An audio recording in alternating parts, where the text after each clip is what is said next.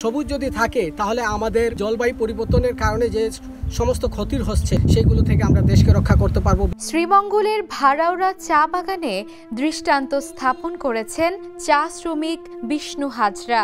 যেখানে অন্যরা উন্নয়নের নামে গাছ কাটছে, সেখানে দীর্ঘ ২৮ বছর ধরে তিনি গাছ রোপণ করে চলেছেন। জন্ম, মৃত্যু বা যে কোনো সামাজিক অনুষ্ঠানে তার একটাই উপহার, একটি গাছের চারা। এই নিঃশব্দ প্রচেষ্টা এখন স্থানীয় সমাজে ও পরিবেশ রক্ষায় অনুপ্রেরণার উৎস হয়ে দাঁড়িয়েছে। আমি নীরবে সব সহ করে যাচ্ছি, নীরবে সব সহ করে মানুষের উপকার করে যাচ্ছি। পৃথিবীকে বাঁচাতে আমার সৃষ্টির সূচনা লগ্ন থেকে ক্ষতিকারক কার্বন ডাই অক্সাইড শোষণ করে পৃথিবীর তাপমাত্রা নিয়ন্ত্রণ করে যাচ্ছি। বিষ্ণু হাজরা শ্রীমঙ্গলের ভাড়াউড়া চা বাগানের বাসিন্দা এবং পেশায় চা শ্রমিক। কাজের পাশাপাশি তিনি ঝালমুড়িও বিক্রি করেন। তার পরিবারে মা, বাবা, স্ত্রী এবং 2 ছেলে রয়েছেন। স্থানীয় মন্দিরের মহা হাজরা চকিদার বলেন, গাছ আমাদের পরিবেশ রক্ষা করে, মন্দির মসজিদ রক্ষা করতেও এটি সহায়ক। আজ আমরা বিষ্ণু হাজরাদার মাধ্যমে মন্দির প্রাঙ্গণে গাছ রোপণ করেছি। উনি আমাদের অনেকগুলো গাছপালা লাগাইছেন এই পর্যন্ত, এবং গাছ লাগানোর বিষয়ে সবাইকে সচেতন করেন। সবসময় বলে থাকেন যে গাছ লাগাবেন, পরিবেশের জন্য ভালো। জলবায়ু পরিবর্তনের যে অবস্থা, বিভিন্ন ভালো ভালো কাজে আমাদের বড় ভাই সবসময় গাছ লাগিয়েছেন এবং বিভিন্ন জায়গাতে লাগাচ্ছেন। গ্রাম উন্নয়ন কার্যক্রমের আঞ্চলিক ম্যানেজার মহাদেব ভুইয়া জানান, বৃক্ষপ্রেমিক এই মানুষটিকে আমরা ২৮ বছর ধরে দেখছি। জন্ম, মৃত্যু বা যে কোনো অনুষ্ঠানে তিনি সবসময় গাছ উপহার দেন। আমার পিতা ছিলেন একজন চা শ্রমিক।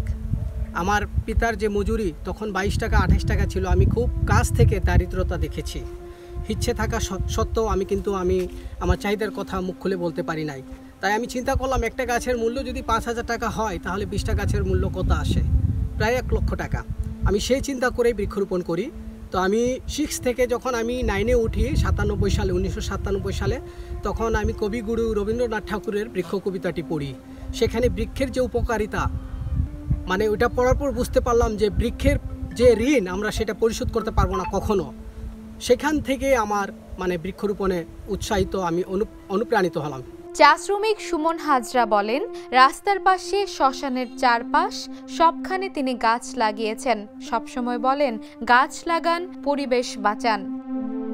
বিষ্ণু হাজরা জানান, 1994 সালে 6ষ্ঠ শ্রেণীতে ভর্তি হই। চা শ্রমিক পরিবারে অর্থ কষ্ট ছিল। পড়াশোনার পাশাপাশি টিউশন করতাম। একদিন মাথায় এলো, যদি কিছু গাছ লাগাই তা বড় হয়ে বিক্রি করতে পারবো। 1997 সালে রবীন্দ্রনাথ ঠাকুরের বৃক্ষ কবিতা পড়ে অনুপ্রাণিত হই। তখন থেকেই টিউশনের কিছু টাকা দিয়ে গাছ লাগানো শুরু করি। তিনি আরো বলেন, শুরুতে কিছু যুবকের কাছ থেকে 500 টাকা চাঁদা তুলেছিলাম। পরে পরিকল্পনা করে বিভিন্ন বাগানে চারা রোপণ করেছি। গ্রাম উন্নয়ন গ্রাহকের সহায়তায় ইতোমধ্যে 5,000-এর বেশি চারা রোপণ করেছি। এই পর্যন্ত প্রায় আমরা গ্রাম উন্নয়নের পক্ষ হতে 5,000 গাছের চারা উপহার দিয়েছি, এবং পূর্বে আমাকে 5,000 টাকা সহযোগিতা করেছিলেন গ্রাম উন্নয়ন কার্যক্রম।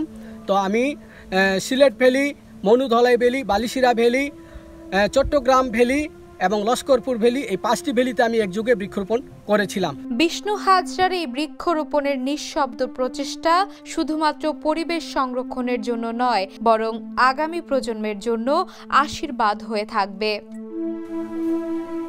মেহেরুন্নেসা তন্নি, দ্য নিউজ।